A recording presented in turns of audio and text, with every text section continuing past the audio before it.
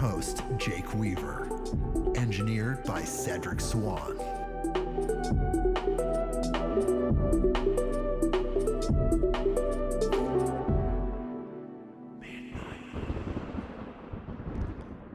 Whoa. Hey, everybody, we're back for episode 6 of Midnight on Earth.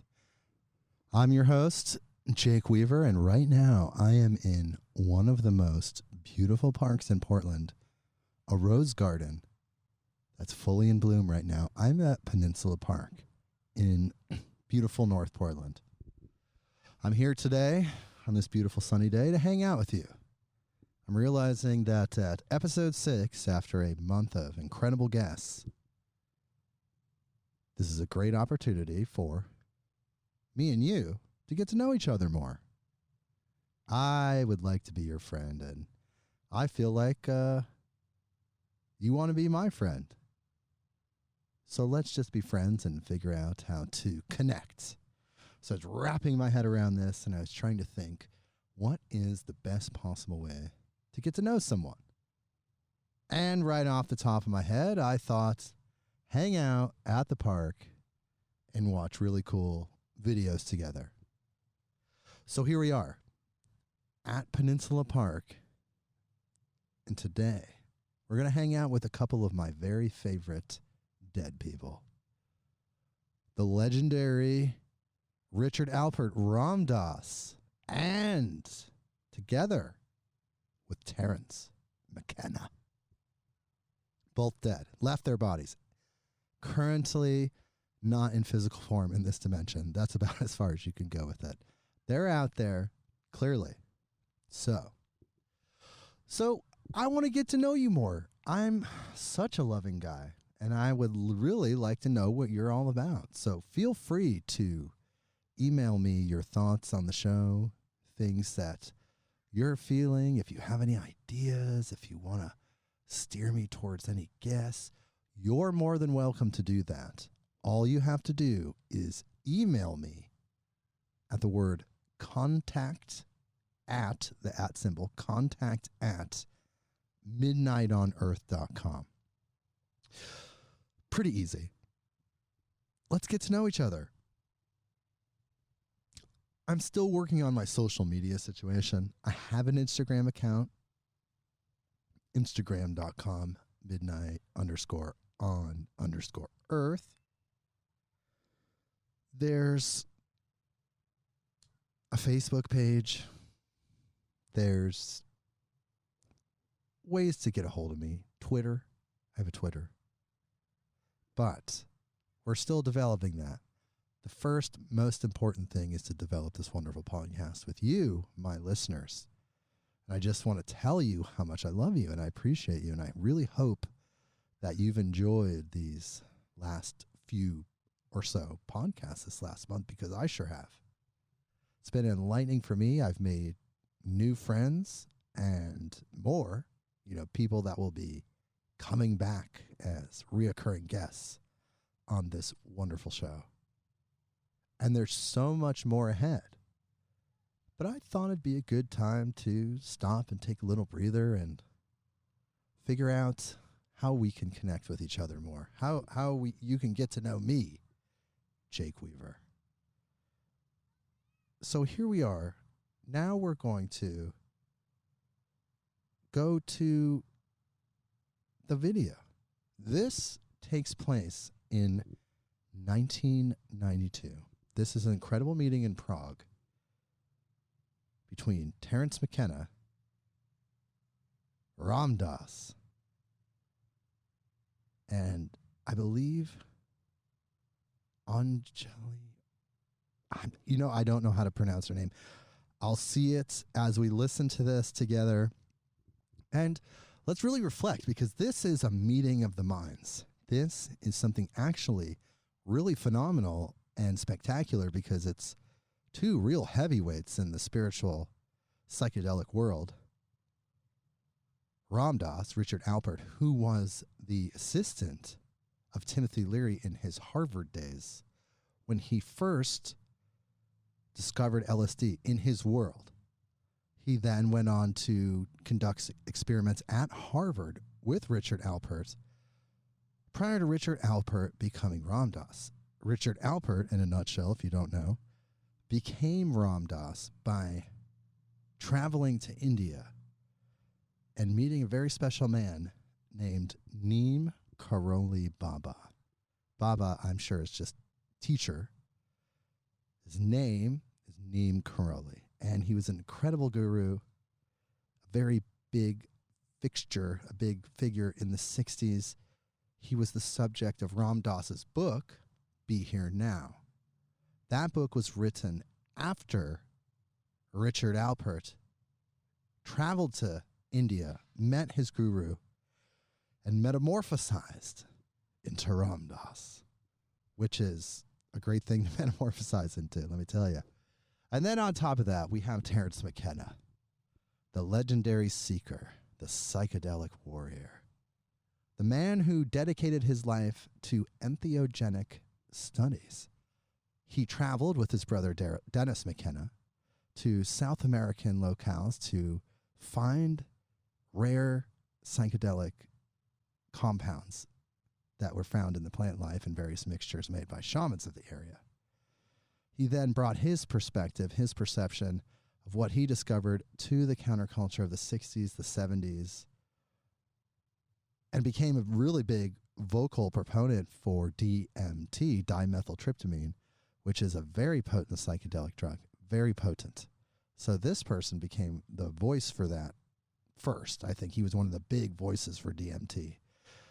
DMT being the active ingredient in ayahuasca, which is very popular right now. Ayahuasca is the shamanic drug, for lack of a better word, shamanic compound that has been used for a very long time by combining two vines, one containing the DMT and the other being an MAO inhibitor, meaning that if you were to ingest the DMT vine normally, it wouldn't have an effect on you. There'd be no DMT experience. However, by taking the MAO inhibitor, this allows your body to process the DMT in, I believe, a slower release way than smoking or injecting DMT, which I've never seen anybody do or heard of in my life. Just in studies. In the book DMT, The Spirit Molecule, they talk about that. But the ayahuasca experience, while extremely powerful, is, from what I've heard, as a person that has not done ayahuasca or participated in an ayahuasca session, I've heard it's not as rocket ship direct as smoking it or potentially intravenous. I don't recommend intravenous anything, unless you're on your deathbed and you need like a saline solution or something of that effect. So those are just the very bullet points of these two heroes of mine, two lights of consciousness and understanding. So this video was shot in 1992, which we're going to hear the audio of. And it is a very, very beautiful philosophical conversation between Ram Dass and Terrence McKenna while Terrence McKenna is on a trip to Prague, Czechoslovakia, or I think it was at the time. And they really talk about some really heady things. So we'll listen to this together as if we were hanging out. Like we were hanging out, maybe we'd, have some tea, get in a heady conversation. And perhaps I would throw this video on to stimulate even more conversation. So this is just kind of me and you hanging out. We're watching videos. We're chilling. And we're going to learn some things. So here we go. We're just going to patch this in. This is Terrence McKenna, Prognosis. Now, I just want to say before we dip into this, I just want to say this is a 2-part series. So this is going to be episode 1 today. We're going to do this episode. We're going to hang out together. We're going to watch Prognosis Part 1. Then, next week, we're going to cap it off by Part 2 being Prognosis Part 2. It's going to be our podcast Part 2, Prognosis Part 2. We're going to watch it together again. This is just a way for you and me to bond. I want you to understand who I am as a person. I want you to get to know me.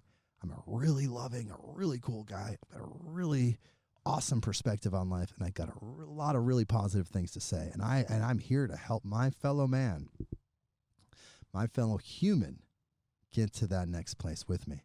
So here we go.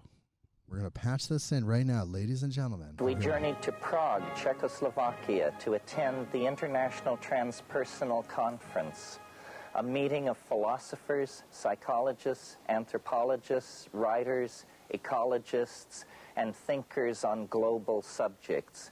Throughout the conference, we were able to track down and interview some of the movers and shakers whose ideas and hopes will shape the new millennium. Prague was a fitting venue for this meeting. Poised as it is at the center of European crisis and promise, it is a metaphor for the transformation of the planet and of human psychology that must take place if we are to provide a sane future for our children. I really liked that. Sane future for our children.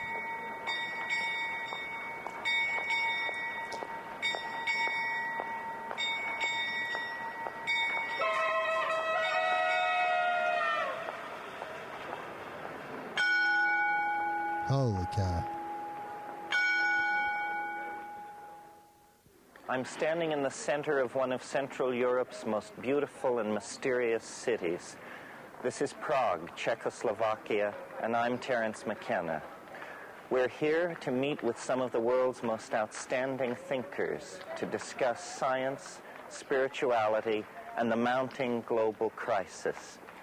And it's fitting that we should meet in this, the capital of ancient Bohemia, for Prague and Bohemia have always stood for intellectual innovation, chance-taking, and the life of ideas. In the Jugendstil splendor of one of Prague's most famous concert halls, we encountered Richard Alpert and persuaded him to have lunch with us. Alpert, who now calls himself Ram Dass, is one of the most enduring figures from the American cultural upheaval of the 1960s. Alpert, whose career reaches from Harvard University to the plains of the Punjab, has transformed himself into a spokesman for humanity's ignored and downtrodden.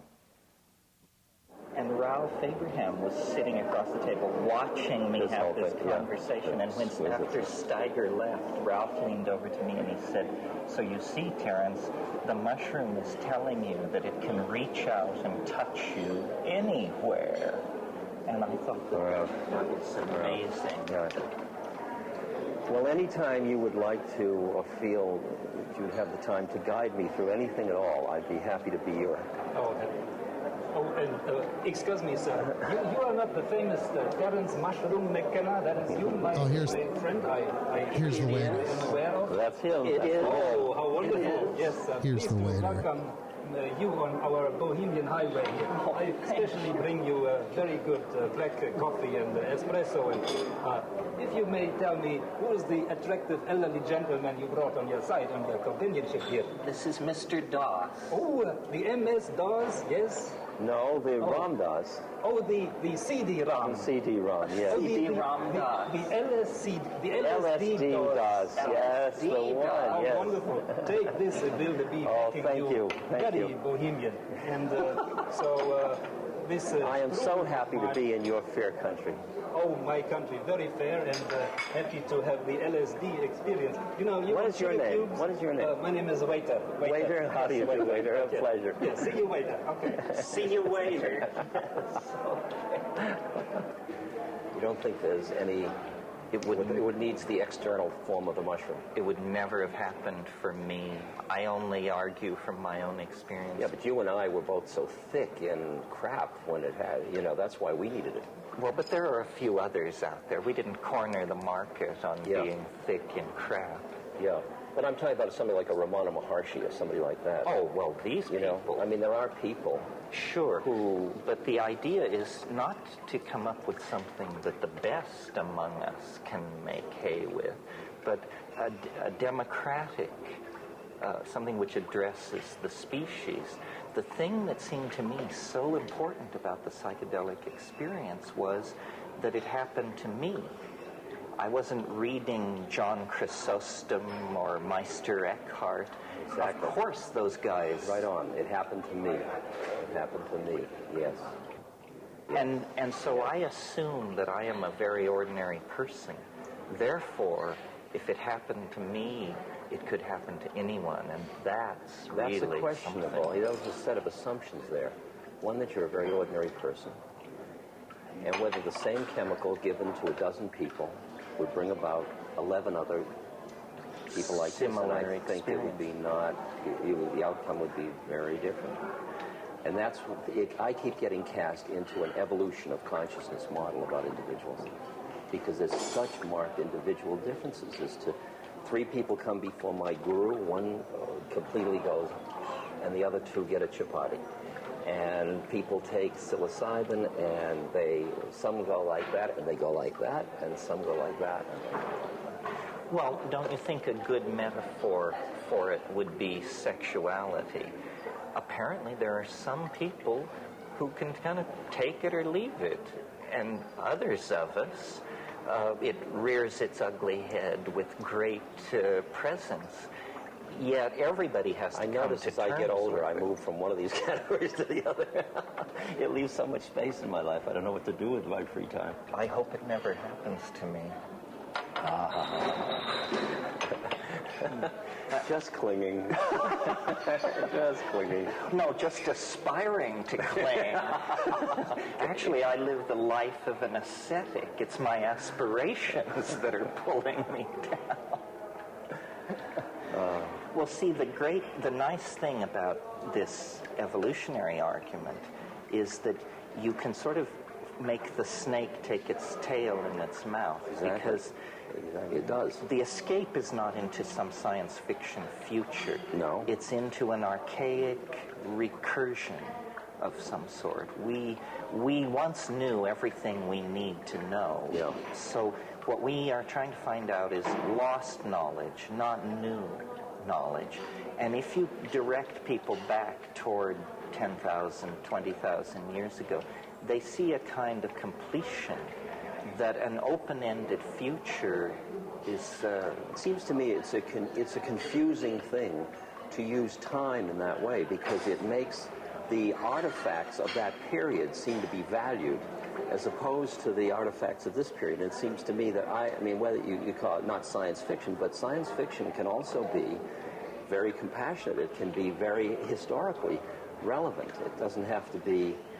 it's just using a different set of artifacts to work with, so... Well, for instance, I see most of what's happened in the 20th century as being unconsciously driven by this fascination with the archaic. Fascination with the archaic.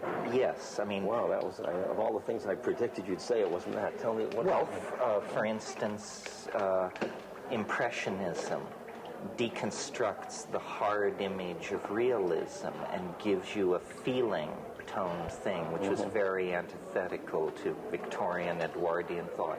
Then Freud and Jung describe different aspects of the unconscious, but to do it, Freud has to talk about repressed, primitive sexual imaginings. Jung talks about folklore, fairy tales, and mythology.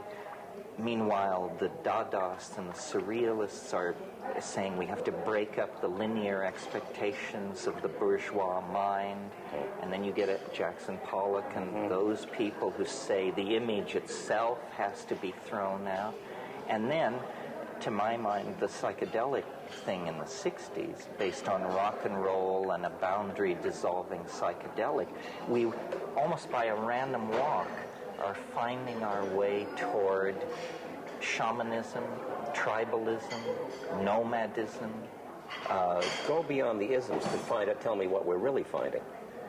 We're finding a world made out of mind rather than stuff. Great, okay, we're finding a world made out of mind. Every time you describe which mind you find, that's just a limiting condition. I mean, if we just find the thing of mind-created stuff, live in that, then what happens? Well, I mean, there is a transcendental dimension beyond language. It's just hard as hell to talk about it. But if you live in it and talk from there, then the forms that it will manifest in become just the forms it manifests in. It's nothing more or less than that. So you mean you download the unspeakable into language and let the chips fall where they may? Well, they don't fall where they may. They fall in a perfectly harmonious pattern. Well, that's them falling where they may. Where they may, where they will. Yeah. Well, so what I'm hearing from you is you have a very strong sense of the pattern, strong enough that your necessarily limited personal viewpoint doesn't tend to get in the way. You can always push the reset to hope button, and then you hope, almost on principle. Trungpa said to me, stand halfway between hope and hopelessness. I thought that was very useful.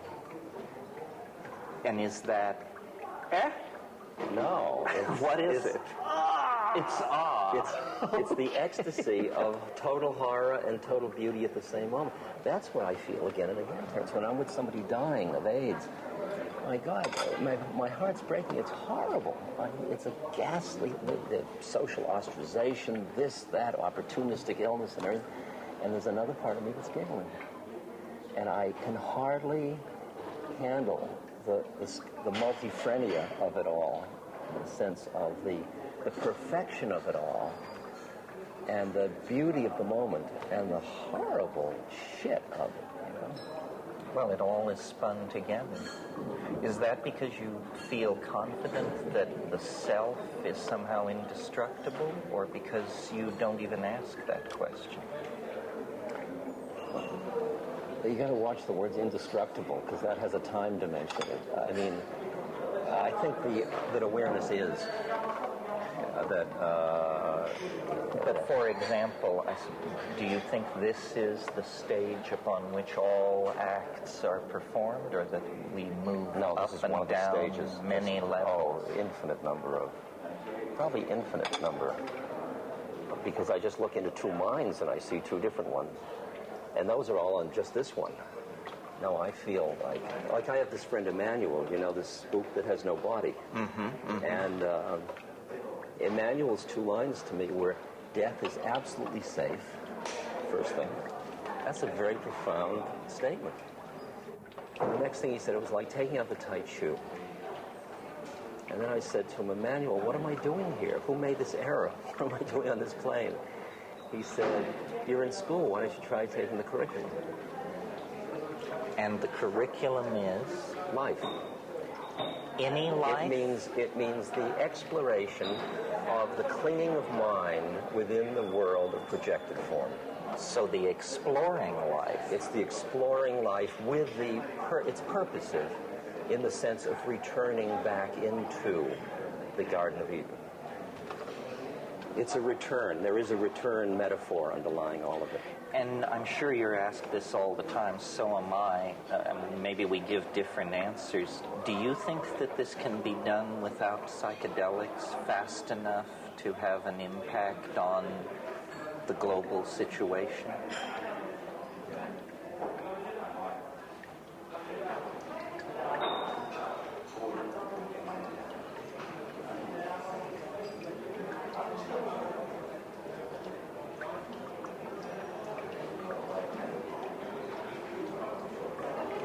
I could conceive that it could be. You asked, do I think? I don't really have an opinion whether it will or won't, but I could see it go either way. Well, I mean, like John Seed said to me, it's too late as far as the rainforest is concerned. He says the inertia is too great in the whole system. It's too late. So I said, okay, John. I mean, it was the first time somebody said it to me just like that. He said, it would take a miracle. I said, oh. that threw me back on whatever that was. And then he said, but after all, he said, we came up out of the ocean, came onto land. He said, we have quite a lineage of miracles. I wouldn't underestimate us. That was a nice one. Well, so my question to you is, are psychedelics a miracle? Psychedelics are a miracle, yes. They may not be the only miracle. Are they the miracle we need? I don't know that. I don't know that. I think they may have already done what they were to do. Really? That's interesting. I think I've never heard anybody I think say what is done is so much more powerful than anybody yet recognizes. See, I see that all this destruction is just the process of transformation. The question is whether we keep it together in the process of transformation. And that's why all I'm interested in doing is becoming a person and helping others become a person who, in the process of the dramatic stuff, will keep some equanimity and there's some love and some presence in that process. But that's where psychedelics may play a role in that. So you're right, that comes back to your question, your statement. Well, see, my assumption in trying to think about thousands of psychedelic trips rather than just mine, what they seem to do generically is they seem to dissolve boundaries. Yes. And the ego is in the business of creating, maintaining, and defending boundaries. So I really see the psychedelics as directly intervening in the core process which is running us over the edge, which is our inability to emotionally connect with the consequences of what we're doing. If for a single moment we could feel what we're doing, we would stop. I understand. But we do not. It's interesting because you take images that all of us know of the girl running down the street naked in Cambodia, you know, or something like that. And we say that wasn't strong enough. It won the Life of the Year award, but it wasn't strong enough. It didn't stop everybody and say, holy shit, what are we doing here? You know? So what would be strong enough to do that? And you say, well, psychedelics, but it's in a one-on-one thing. I mean, we're talking major game players at this moment. Put China into your computer. You know, how do you deal with that? I mean, either you're spraying it, or it's water, or it's some other level of consciousness that does it. There is a certain level of trauma that's possible that can soften the ground. Right? Not 3 Mile Island and not Chernobyl, but I mean, I don't want to create this with my mind, but I can imagine a certain trauma, like in Marin when they ran out of water. It was interesting. Suddenly all the ego barriers and everything, and neighbors were talking who'd never even met each other. People were taking showers together. Yeah, exactly. The whole process was happening. I'm sure marriages, babies were conceived, everything as a result of that trauma, of that denial. So a massive, significant trauma. I just got to tell you one scary image. There's a saint in India who lived up to about 1930, I think, or so. And one of his devotees said to me, one night he was sort of looking off in the distance, and he said, there'll come a time, he said, when you'll walk 5 miles, and he said, you'll sight the light from a fire of another person, and you'll be so happy to know another person exists. Quite a prediction. Isn't that quite a prediction? You know, it's in there. It's just in there somewhere, you know. Interesting.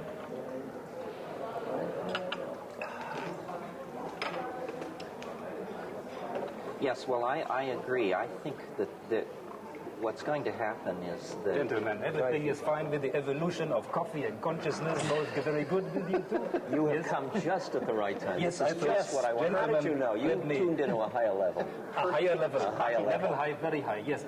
I eat Bohemian mushroom soup today, you know? We were just talking about that. Oh, yes. You like Bohemian mushroom soup? I like Let mushroom. me sprinkle liberally some water on your chalice, sir. Oh, please. That is, liberally this one. sprinkle his chalice, yes, for sure. Very good. I am a cellist, so it's fine if you wish to. Oh, I know you by your true name. You're Mr. Chalice, sir. Yes, very good. You also some water in your... No. I was confused. Let me put this here. And have fun with the shaman strudel. Bohemian, very good. Thank you very much. You call when things are getting dangerous. I'll call you. I'll be right back. Not to worry. Good.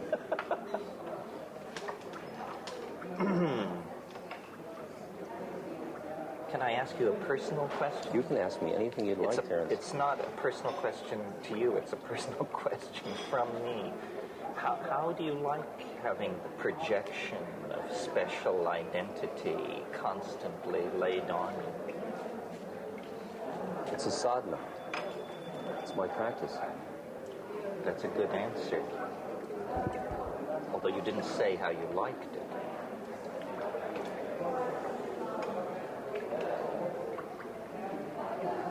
I like it to the capacity I have to transpose it. If I can't, I mean, sometimes these are going very fast, and to just keep it transposed, then I love it. I love it. It's like a fire. If the minute I start to lose it, it's a fucking drag. It really is. Because, I mean, you know, I was in a situation in Miami where all these women with blue eyes and coiffured hair were grabbing at the buttons of my jacket. And I thought, oh, I don't want this. Whatever this life is, I don't want to be part of this. I mean, this is, they eat your flesh, finally. Sure. But I realize at any time I can walk away from it. And it's my, you know, I'm a free agent. So do you never get in a situation where you say, gee, I'd like to do X, but Ram Dass would never do that? My stock and trade, or my coinage, is in sharing just those predicaments publicly. See, I've turned it into, right? You've managed to, but public confession is the subtlest form of wastrelry. Of wastrel, yes. I do it myself. Say, I'm not a good guy, don't follow me, I'm a bad guy. Then I leave the stage and say, now I can really be a bad guy. Come up and see my holy pictures. That's one of my lines in my lecture.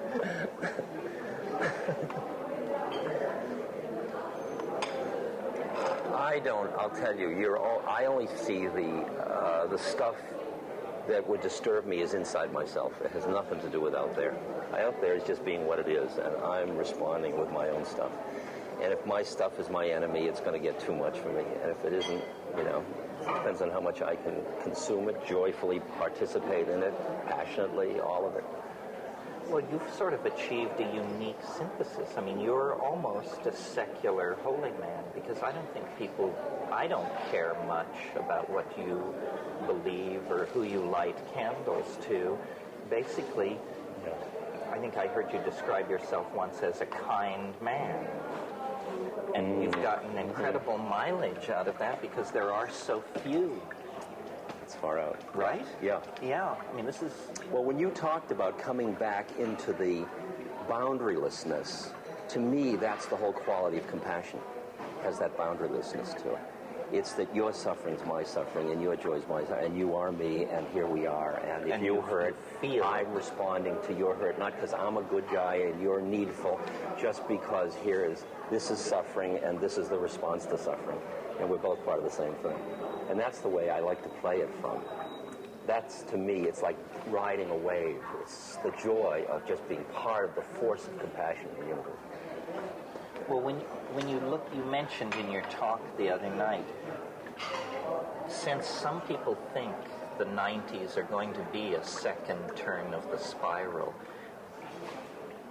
I observed the 60s as a spear-carrying 14-year-old. I was down in the masses. What were the mistakes that are avoidable if there's a second chance?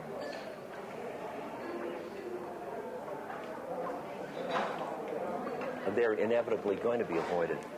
The first mistake was idealism. The first mistake, and the mistake was thinking that because you had seen it, you could just go like that and everybody else would see it. And you could just say, it's all love, and then everybody would love. I mean, it was a naivete. It was naivete. It was not working on ourselves deeply enough to be without the clinging of mind that made us try to use it. It was our lurking righteousness that got in our way. Can you make a revolution, though, without an inner righteousness? That's the far-out question of where would the action come from? And there's this line in Buddhism that says, out of emptiness arises compassion. And what I experience is, that there is a way in which I can sit down in front of a truck or feed a person or go make love or go surf, and there is an appropriateness in every one of those acts. And for me to hear that, I've really got to shut up. And my work is to keep shutting up, to hear which one it is. And if it is a revolution, it's a so be it. So be it. You know the story of the monk and the army general? You know, and the army general's disemboweling all the monks? And his reputation has spread far and wide as a cruel, cruel man. And he comes into this village and he says to his adjutant, "Tell me what's happening." The adjutant said, "All the people are frightened, they're bowing down to you. All the monks in the monastery have fled to the hills but one monk." And the general is outraged about this one monk. And he gets up and he goes to the monastery and he pushes open the doors of the monastery and he walks into the courtyard, and there's the monk standing in the middle of the courtyard. And he walks up to him and he says, "Don't you know who I am? I could take my sword and run it through your belly without blinking an eye. And don't you know who I am? I could have your sword run through my belly without blinking an eye." That's great. That's the place from which revolutions can heal, rather than just starting the cycle all over again. Then this is the place we never found in the 60s. I mean, I've always said it was all well we and reduced good. it to revolution and although we had the taste of evolution, we reduced it to revolution. Well, and the day they came with machine guns, we didn't stand like that monk. Everybody said, "Oh my God, you could get killed playing this game." And I flew to Laos and India for 3 years. But already we had produced the they by being so busy being we. True. Because so that they even noticed we. The fact that they noticed us was because we were busy making statements instead of just being it. So maybe, I mean, this is just occurring to me, that being in a place like Prague, the real thing we have to learn here is how to make velvet revolutions, non-confrontational. Exactly right. Exactly right. That's why I admire Havel so much. That's why he's way up there in my, because he's a compassionate leader. He's got wisdom, not just knowledge. He is tuned. There's a quality of his heart that feels present. And he said in this op-ed article, I just read his letter last month. I've read it too. And you know, at one point he said, we have to allow the naturalness to come back, the personal stuff, the heart stuff. I mean, he was right there with all of the... Do you see, I mean, I don't want to put you on the spot, but I don't. Let me preface it by saying, do you see anybody who could play that role for the millions of kids in England and the United States who are now asking, where do we go from here?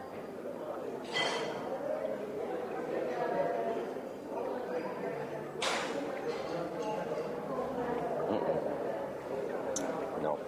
Is that good or bad? I guess the situation hasn't demanded the emergence of that being it. Of those kinds of... Because it can't be anybody that comes forward and says, "I'm it." Oh, no. It has to be someone who the people But the say, situation "You're can it." demand the formation. I mean, you watch, does the man make the time, or does the time make the man? You know, and you can feel how what took a certain person 20 years, like to ride a bicycle, somebody later on can ride a bicycle like that because the whole culture rides bicycles. There's some, like, process where the situation emerges where the person has to come forward and they're just forced out. I mean, I go and I look at all the senators that are running for this or that, and I go to breakfast with them and I listen and I tune. And Jerry Brown I hung out with, and I said, you know, he's got interesting ideas, but his heart, my God, he's got work to do. This poor guy, he's suffering so much. And I love him, and I want those ideas out, but I want him to work on himself, you know, and so I don't see do you anybody really care in terms of political terms whether Jerry Brown makes himself palatable to an electorate? I care because I work with the Mayan widows in Guatemala, and I feel like I'm representing them, and our government, our administration's policies are killing them and their children and their husbands. And some way I've got to play my part as a member of a society that is imposing so much suffering on so many people. I can't just walk away and say, oh, I'm helping the nice Mayans. I've also got to realize I'm an American citizen that's hurting the Mayans, and I've got to play both games to change one way and to do the other thing. So there's a kind of, not to go egghead here, but a kind of coincidentia positorum, because on one level what you're saying is, it's all right, don't worry. And on another level, you clearly are involved in a search for defining your role, where you would do some good. Optimum judo move. Optimum judo move. So it isn't enough to just say the system will take care of itself. But I am part of the system that is taking care of itself. So it's a sense of acting without acting through self. It's being not identified with the actor and not being identified with the fruits of the action. That's, I mean, to me, one of my basic texts is the Bhagavad Gita, and those are the two injunctions. Mm-hmm. And I really hear those. And they're very weird. How you do an act when you're not identified with being the actor and you're not attached to the fruits. I mean, I lead this funny, continuous paradox that suffering stinks and suffering's grace. And I live with both of those all the time.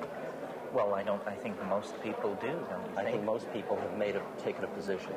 Oh, that suffering is bad, they hate it, they want to keep it away or that it's grace, and it's, lovely. Well, and then the great masses of people never really draw the distinction, because for them suffering is like air and water. It's life. It's life. It comes with it's life. Burying the many children you bear. That's why I found in the villages in India less suffering than I found around the middle class in America. Certainly less whining. Well, less preoccupation with what they don't have. Well, they have a philosophy of reincarnation that must sustain them. There is something else that's feeding them. Where we have a philosophy of, if you don't get it now, you never will. Exactly. We threw out in the councils of Nicaea, Trent, and Constantinople just the thing that would have healed, but we did it so that the church could have power over.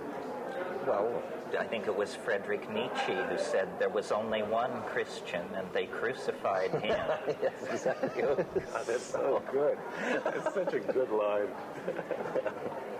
Here comes... Now, have you been waiting for me? Because I'm the waiter, I need to wait. We've been looking everywhere for you, sir. Oh, I'm sorry. I've been waiting for the here and now, but that was somewhere else. Well, but can I help you here? You can help us here, and you can help us now. There. Very good. I'll help you here. I hope you enjoy my conversation. Yeah. No, I mean, do we get a check, or is this all on the house? No, I am the check. This is Prague, my sir. God is everywhere, but Czechland is here, Okay. I keep one more bottle for you in the refrigerator. Hold it in but not in the here and now. In the somewhere else, maybe later. But see you.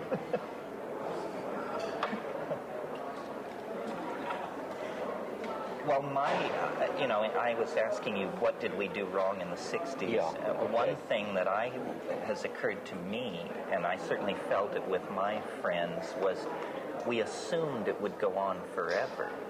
We had no notion of window of opportunity. Yes. We just thought we'd blown the doors off the hinges and they would never be put back on. Yeah. To me, the most amazing transformation in my lifetime is not the revolution of the 60s, but the counter-revolution of the 70s, where they managed to put the cuckoo clock back together again, even though we'd kicked it all Did they over or didn't they? That's what see, you keep thinking there was that opportunity and it closed, and I think it happened then. And all of the 70s and 80s and all that was this kind of reverberation to this process.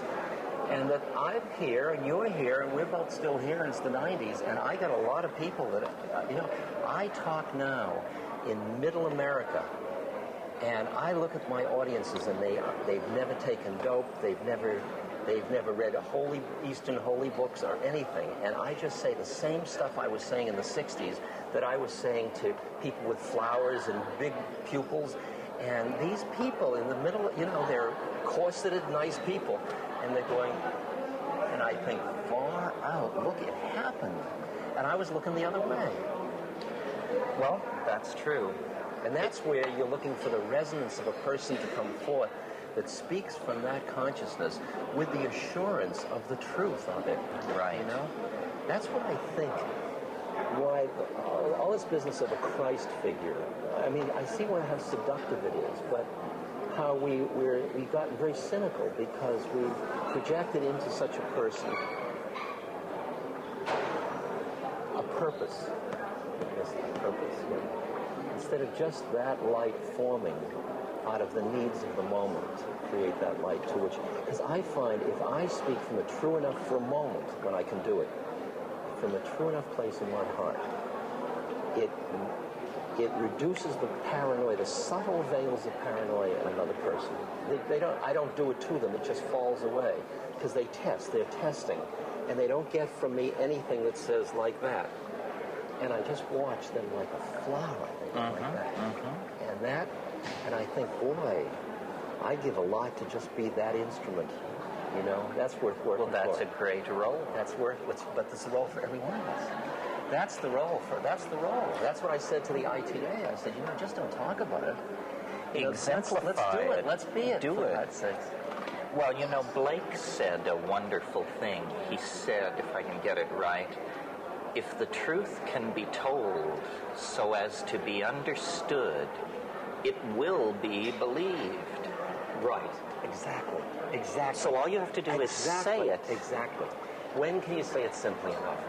Is it only said in silence simply enough? Or are there words? Or is there music? Or is there what? Or is there... There's words, there's music, there's silence, there's gesture, because it's always going to exceed one's grasp. See, my mantra is the Gandhi line, my life is my message. Yes, you said that the other night. That's very good. Of every level of being. I think I'm at a little lower level because I'm very aware that I have to struggle to have to say my life is my message. I would almost rather say my message is my message. Please don't look at my life because I'm a fallible human being and I'm constantly fucking up. But you see how that weakens your message. You see how that quality means that the message doesn't come from the root, the central. There's a way in which it waffles. True. And that's the thing. I really can't. Once I saw the possibility of that, I said, why waffle? What is worth holding on to that's worth waffling about? Well, I once said to Leo Zeff, I'm sure you knew Leo, I said to him in a meeting, I said, Leo, you're finished, you're completed, you're baked. Me, I'm half-baked. And I hope that the rest of my life will finish the baking process. You're not half-baked. That's what's interesting. I mean, when you and I talk, you and I hear each other perfectly. Truth. And so where are we hearing each other from? I mean, then we each play our game the way we play our game, and you can play your game saying I'm half-baked. That's your strategy if you choose it. It's a mercurial strategy. Yes, I understand it as such. Here's to Mercurius.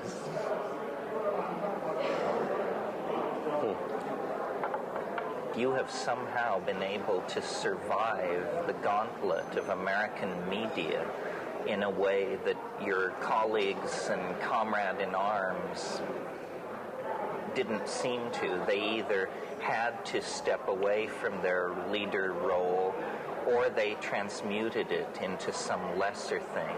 So now Allen Ginsberg is poet laureate, Tim Leary is, keeps the club scene in Los Angeles interesting. Yes. But you, in a sense, never backed down, never retooled. You were also not first among equals back in the original thing. But when all is said and done, I was always the second. In a way, it's like birds. If you stay just behind the lead bird, you don't have to do much. You're just kind of riding along on the. Well, and Ralph tells me to be third is the real good position. It's like being the young prince. You won't ever be king. It was only until about 5 years ago that in the past 5 years they've stopped introducing me as Tim Leary's partner. Right. And which, I think that was great. I see him as one of my, first teachers, great teachers. Uh-huh.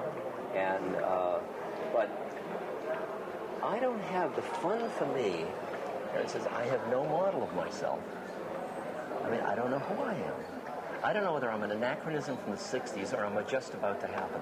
A prophet to be. Yes, I have no idea, and I don't care. That's what I saw, because either of them, all the things you get in either way are a drag, and they're beautiful, equally.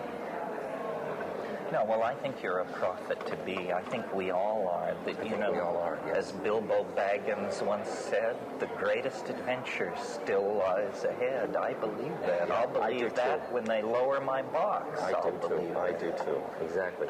Good. Exactly. Well, thanks for coming by. I'm sure you had many, many demands on you. Thank you. It was a pleasure.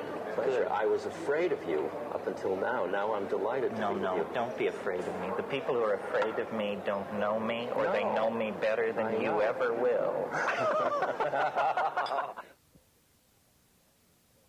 Angeles Arrien is an anthropologist and workshop leader from California who brings the unique perspective of her Basque ancestors to the formulation of a new discipline which I would call neo-shamanic anthropology. So this girl's coming on the scene. So there you have it, as the king said to Mozart. Yes. Yes, as the caterpillar on top of the mushroom.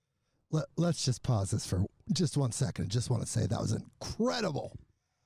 Absolutely incredible segment there with Ram Dass, Richard Albert, and Terrence McKenna. Very much reminded me of, like, you know, Led Zeppelin and Pink Floyd playing together, or maybe the Grateful Dead and Pink Floyd playing together.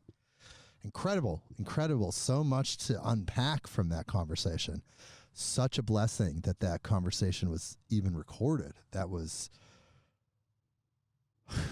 so much that we should go back and listen to it again together. We're hanging out. This is you and me. We're here, midnight on Earth. Let's go back to Terrence's next conversation with this wonderful woman. Okay, here we go. Said, who are you? Well, so I looked over your newsletter, and it looks like sort of a neo-shamanism is the category that you are now defining in your public talks. Is that right? Yeah, I'm doing a lot of that, but mostly universals, what we all have in common, finding those basic roots, which then take us back to indigenous cultures. Archetypes. Especially the archetype of the warrior and the healer and the teacher and the visionary. Those are the four that the shamanic or indigenous cultures really focus upon. Well, so you're genuinely in the mainstream of the archaic revival. Never thought about it that way, Terrence. Well, actually, I'm sort of subliminally plugging one of my books, which is called The Archaic Revival. But the notion is that what this whole cultural thrust of the 20th century, and especially the last 30 years, will ultimately be understood to be about is a return to Aboriginal models. Yes. And that means especially shamanism, and to my mind, especially psychedelic shamanism. Yes, yes. Oh. But, you know, the Renaissance went through a rebirth of classicism, probably without ever really articulating that that's what was happening. But I think this shamanic or Aboriginal ecological feminine partnership impulse is now pretty explicit. So that's what I meant. Yeah. Well, I think that I love the title, like, Archaic Revival, because at the same time what's coming up is everyone talking about a new world order. Right. And yet in order to understand what constitutes a new world order, we need to take a look at what the current world order is. And so we really have essentially four worlds. We have the industrialized first world, and we have the socialist bloc which would be the second world, and we have the third world countries, which are really the developing countries like Brazil. But the fourth world is really the Aboriginal indigenous cultures that are within cultures but don't have the same kind of rights. And the first three worlds say that the land belongs to the people, but the fourth world says that the people belong to the land. And so that people belonging to the land is really it's your archaic revival, but it's getting back to nature and owning those roots brings up that revival, which is the shift that we're going to need to make in order to do the new world order, is to get the people back to the land. Well, it's too bad that there's no place in the world where that Aboriginal position is in a governing position. Starting for the first time in the last 3 years is the establishment of the World Indigenous Council. And this summer in July is the first time that there will actually be a vote to have a seat on the United Nations where there will be representatives from each of the world indigenous peoples. And so I'm real hopeful. Really? About that. You mean every Amazonian tribe could potentially have a Yes. delegate in the Yes. Union? Or that they themselves could have a council and vote who would be their best representatives as a bioregional. Well, you know, there's some phrase in Latin, I can't remember what it is, but it means that he who does not expand his borders will have his land taken by somebody else. Yeah. And this was the theory that drove colonization in South America. All of these countries like Peru, Colombia, Ecuador, Venezuela actually encroach on a vast Aboriginal core of that continent, which should be self-governing. Yeah. And were it self-governing, it would be a tremendous... Huge force. Yeah. It's amazing that I really think that for the last 20 years there's been this whole east-west bridging, but we're really starting in the last 5 years to this north-south kind of bridging, and I really feel that that the Latin American countries, which there are 12, plus the indigenous force countries, that the northern force would be Europe, Russia, Canada, but the whole southern force is like Africa, Asia, and the Latin American countries. And so that whole force and those two forces really coming So together. even though you're a spiritual teacher, you talk global politics like I a do. State Department second string. I do. Well, I was thinking about the grandparents of the planet being the old Asian cultures and all the Pacific Rim, and then the exciting thing that's happening in Europe for the first time in history, that 11 countries are coming together to form a European coalition that it puts the child of the planet, which is like America or the United States, which is so based on a hero myth or a heroine myth and fierce independence, that for the call in the next 50 years is for Americans to learn about community, which indigenous societies and the grandparents of the planet, the old Asian cultures, and now the parents of the planet, really modeling teamwork and collaboration and community, is that America is going to need to really learn about collaboration and community and cooperation. And in order to do that, then there's going to need to be going back to what would be the archaic revival, or that beginning to shift so that there can be a new world order where that fourth world is addressed. Well, don't you think sort of what's happening is that people have a very strong local sense of place, loyalty, That's true. and then they are forming a planetary loyalty, But in a way, all the levels in between are dissolving. So Yes. people don't think of themselves as Americans. They think of themselves as Northern Californians and Earthlings, sort of like that. Yeah. But in a way, federal Europe, which is no longer a sure thing, because Yes, of I know. these I know. recent developments, it goes against that. I sort of think maybe McLuhan was right, and that there is going to be a kind of electronic feudalization where many more small states will emerge, and there is the raison d'etre for the nation state appears to be slowly disappearing. And the states, I think the crisis that came to Marxism is coming now for the republicrat oligarchy in America. Yeah, I think you're right. I think there's a terrific shift of power that's going on that out of maybe the hierarchical types of power to people power, and I see two major forces contributing to that, which is one, the computer or the electronic, because it's people-based, individual-based, bringing the power back to the individual, and also free enterprise rather than capitalism or communism. There's that middle road coming in. So I think that when we take a look cross-culturally at the three kinds of power, or the power of presence, or the power of communication, or the power of position, the willingness to take a stand, is that it's going to be very important to see how those shifts of power really are going back to empowerment of the people. So what are you looking toward in the future, personally and globally?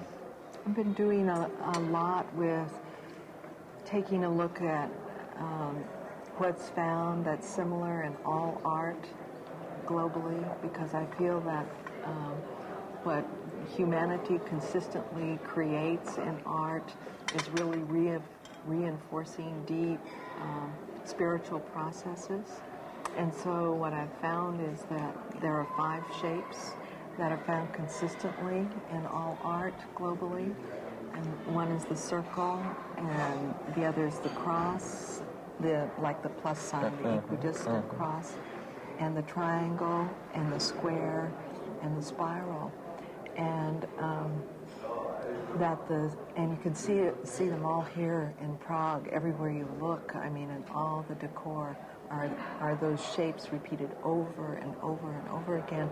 So I began to look cross-culturally to see if cultures attributed the same meaning to those shapes, and found that 92% of all the cultures attribute the same meaning to the circle, which is the process of individuation, or to the cross, relatedness, and interconnection and interface, and the square, stability and foundation setting, and the... So does this imply a genetic syntax of form or something like that? I think that it's part of the archaic revival, in that there would be a deeply cellular imprinting of some kind. Well, that's what I mean by genetic. Yeah, I really do. Or the triangle being the visionary or searching, seeking, questing process, or the planning, dreaming process, and the spiral being the need for variety, or the need for change, or growth and evolution. So it's been really wonderful. It's part of a new book that's coming out called Signs of Life, and showing how those images come up in all of the continents and are also found in literature, poetry, and put all that together in one place. So do you spend much time thinking about the future? I do. What's your take on...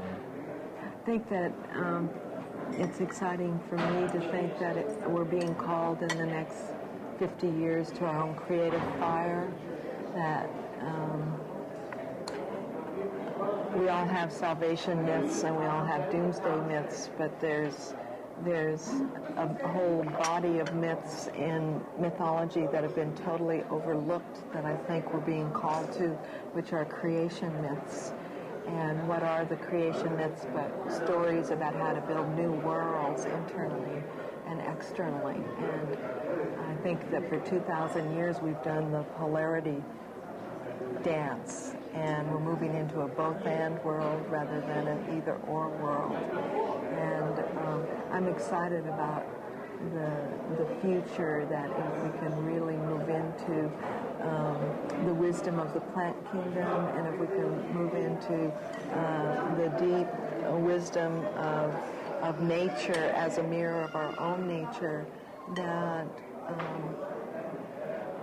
and remember our creative fire, I think it will be a wonderful time in history. I'm so glad I was born at the time I was born to be a part of this evolutionary renaissance. How do you see it happening? I mean, do you see a breakthrough with technology or an abandonment of technology?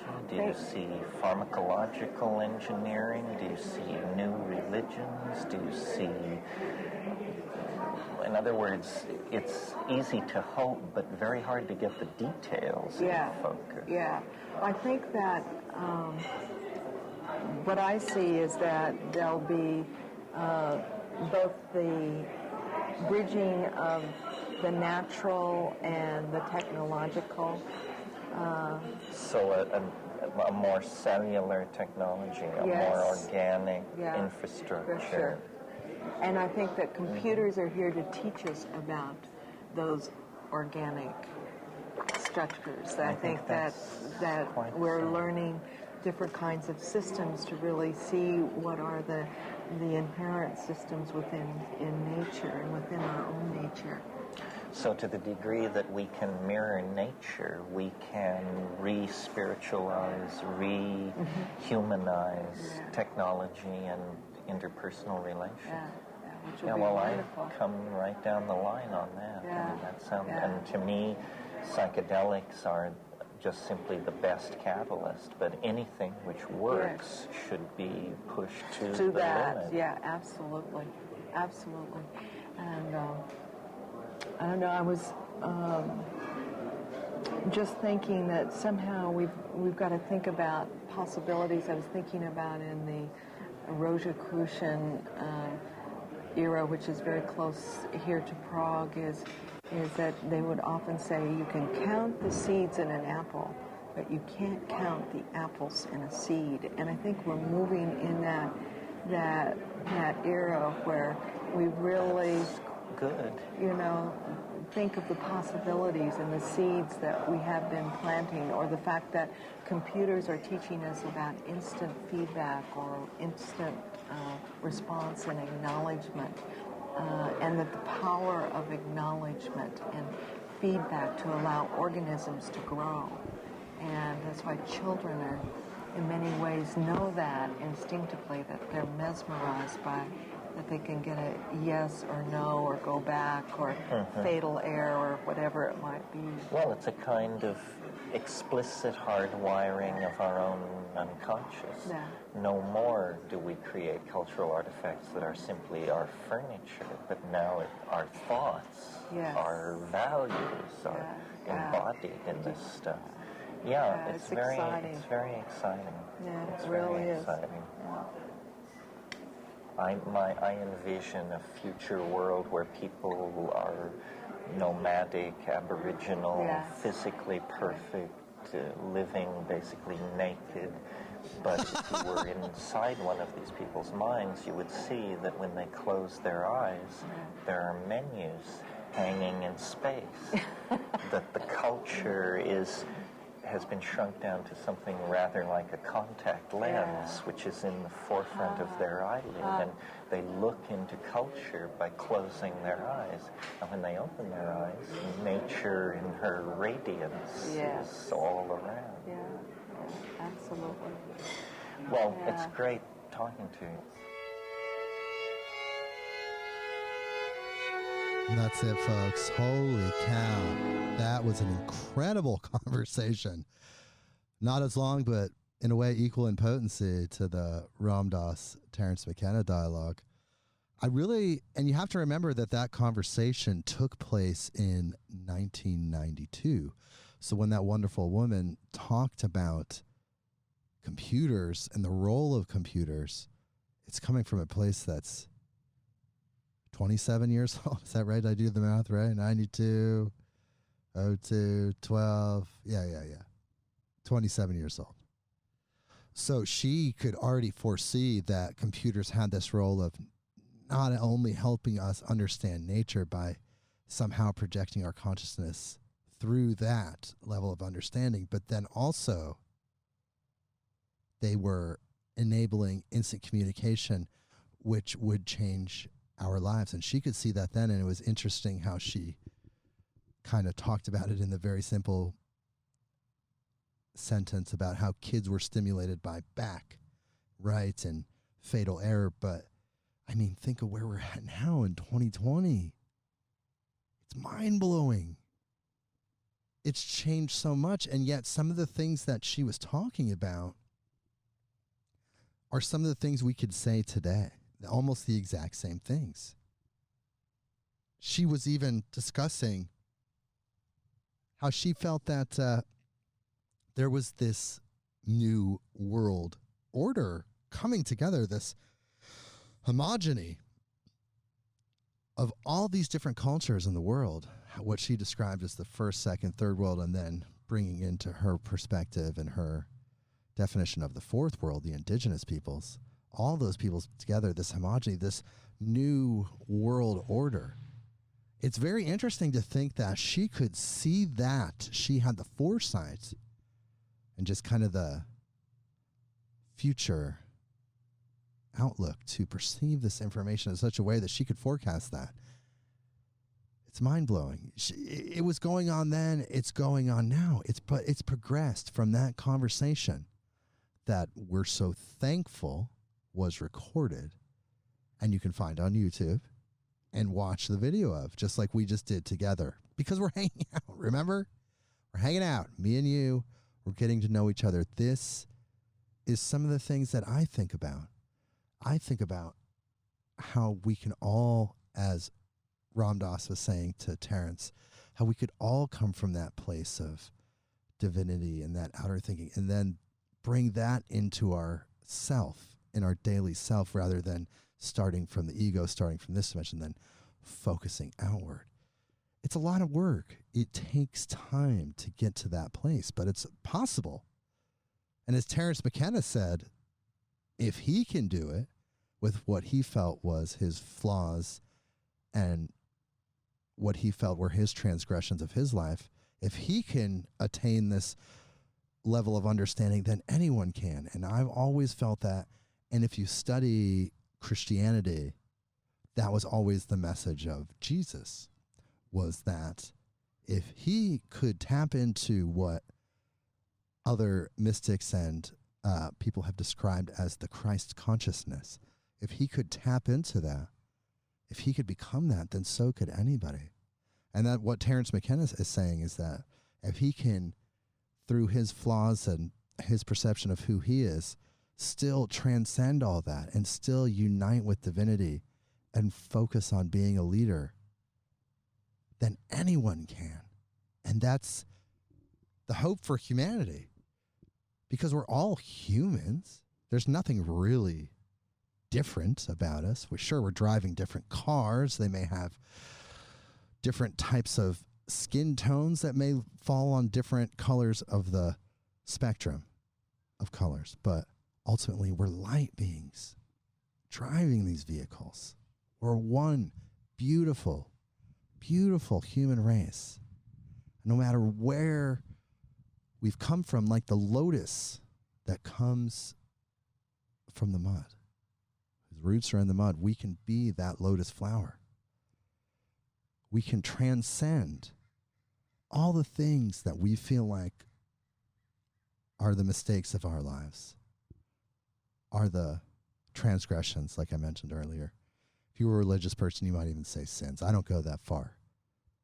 But what I'm saying is, we don't have to judge ourselves once we unite with the divine aspects of ourselves. We can look back on our human story, the human condition which brought us from that point to now, and forgive ourselves and realize that that was the growth pattern. That was the path that we needed to go on to attain the specific information that we needed to get from those experiences. So we can let it all go. We don't have to judge ourselves. We don't have to condemn ourselves. All we can do is work towards making ourselves better. And anyone that knows me, any one of my friends like you guys, will tell you that I'm all about personal development. I'm all about making yourself better, making yourself healthier in a functional way, in a way that's in resonance with everyone around you, your environment, everything, in a way that's completely in unison with your mind, your body, your spirit. That's the kind of personal development I'm into, the kind that really uplifts people. And let me tell you something. Let me tell you how far from perfect I am, okay? Just like Terrence McKenna.